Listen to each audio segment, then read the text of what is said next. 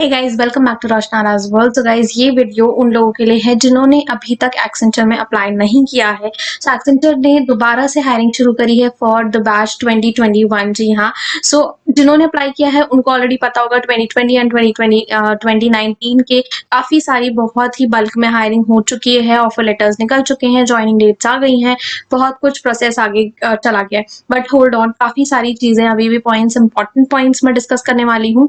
तो सबसे पहले जिन्होंने ऑलरेडी अप्लाई किया हुआ है, please do not apply again. This is a very important point. अगर आप अप्लाई करते हैं तो कुछ टाइम बाद आपको इस तरीके के कुछ ईमेल या मैसेज देखने को मिलेगा एक्सेंचर की तरफ से कि आपने विद इन 6 मंथ्स दोबारा अप्लाई किया है, तो वो रिजेक्ट जरूर होने के चांसेस काफी ज्यादा हैं। तो आपको अप्लाई नहीं करना है, आपको वेट करना है। ठीक है। नेक्स्ट पॉइंट है कि असेसमेंट लिंक्स जो है वो अभी तक नहीं आए हैं। अप्रैल मार्च के लोगों को मई में अप्लाई किया था, शुरू में बिल्कुल, अभी तक नहीं आया।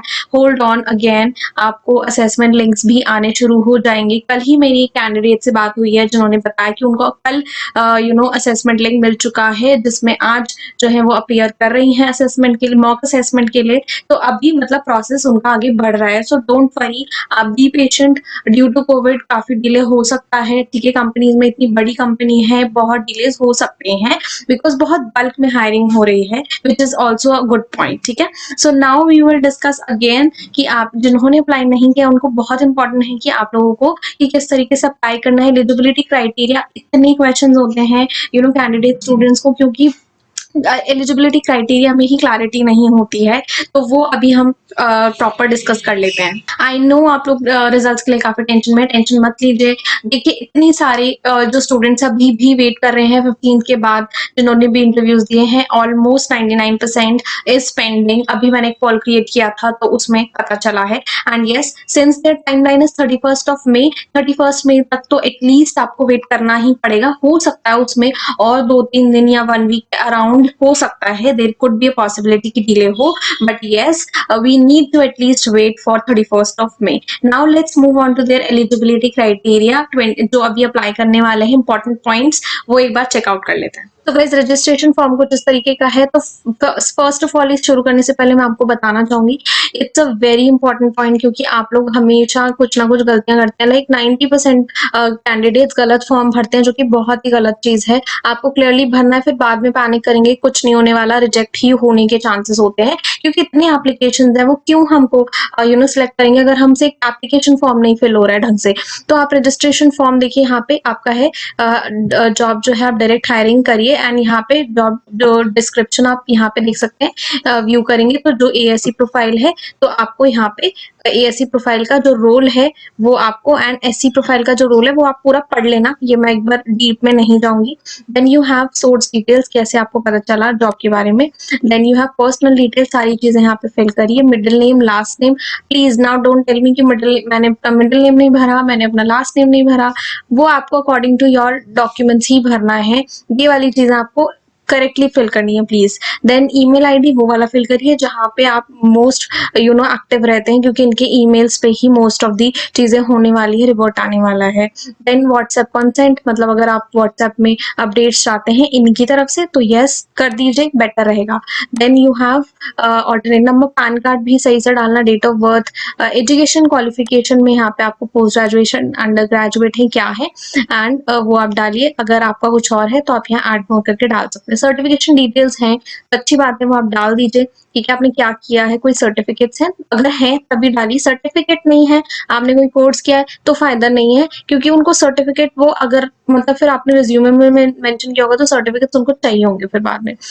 ये जो है आपके पीडब्ल्यूडी, ये इनके नॉर्म्स अलग हैं, वो आप एक बार चेक कर लेना। पीडब्ल्यूडी अगर है, yes no, do not wish to disclose, जो भी है आप यहाँ पे मेंशन कर दीजिए। देन प्रेफर्ड जॉब लोकेशन, देखिए 90% प्रेफर्ड जॉब लोकेशन जो आप सिलेक्ट करते हैं वही आपको मिलता है। मतलब काफी कैंडिडेट से सुनने को मिला है, बट यस, हो सकता है कि दूसरा वाला भी आपको हो। अगर फॉर एग्जांपल मैंने यहाँ चेन्नई करा है तो हो सकता है मुझे ज्यादा चांसेस है कि चेन्नई मिले, बट अगर नहीं चेन्नई मिलता है तो फिर सेकंड थर्ड प्रेफरेंस जो भी है आपको वो मिल सकता है।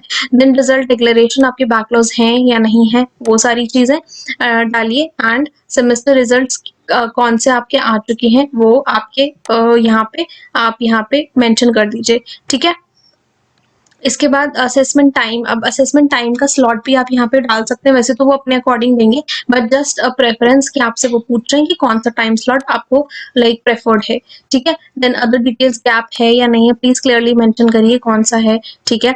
देन स्टैंडिंग बैकलॉग्स वगैरह हैं कि नहीं है। इसके बाद सीवी है, ये प्लीज क्लियरली मेंशन मतलब अपडेटेड रखिए, क्योंकि बहुत ही बेकार इंप्रेशन जाता है at the time of interview अगर आपका सीवी अपडेटेड नहीं होता है तो, ठीक है। तो अब आ जाते हैं यहाँ पे हम एलिजिबिलिटी क्राइटेरिया में। इसके बाद एलिजिबिलिटी की अगर हम बात करें तो आप यहाँ देख सकते हैं कि एलिजिबिलिटी क्राइटेरिया और असेसमेंट डिटेल्स, जॉब डिटेल्स सब कुछ यहाँ पे मिल जाएगा, ठीक है। So basically 2020 pass out and full time BTech BE all streams और एमसीए, ठीक है।